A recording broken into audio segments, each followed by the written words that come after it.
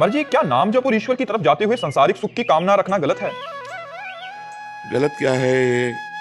जैसे हम हंसना चाहें और गाल फुलाना चाहें तो क्या हो सकता है क्या? तो हंसेंगे तो गाल नहीं फूलेंगे और गाल फूलेंगे तो हंसेंगे नहीं। एक संग नहीं होए भुगालू, हम सब ठठावब फुलवब गालू।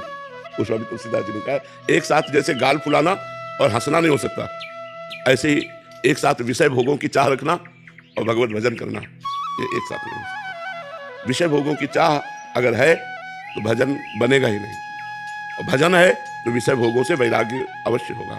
हाँ, प्राथमिक दशा में ऐसा हो सकता है कि हमारा भजन भी चल रहा है और विषयों की चाह भी चल रही, लेकिन उन्नति के लिए हमको विषय चाह का त्याग करना पड़ेगा, तभी हमारा भजन ठीक से चल पाएगा। तो हम विषयों की तरफ घृणा बुद्धि करें, ऐसी भगवान से प्रार्थना हो कि विषयों की तरफ घृणा बुद्धि हो और भगवान की तरफ महत्व बुद्धि हो, तब हमारा भजन बढ़े। अगर विषय भोगों की लालसा तो बहुत हृदय मलिन कर देता है।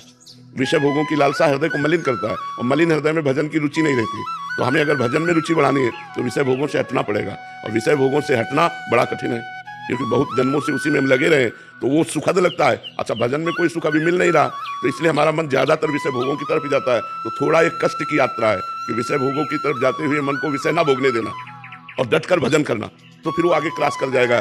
भूमिकाएं होती है ना, फिर वो आगे क्रॉस कर जाएगा। और अगर भोगों में लगा रहा तो चाहे 50 वर्ष भजन करे, तो 50 वर्ष भोग और भजन तो क्रॉस ही नहीं कर पा रहा, उसी कक्षा में फेल होकर के पड़ा हुआ है, तो फिर उसे लगता है कि कोई लाभ नहीं मिला।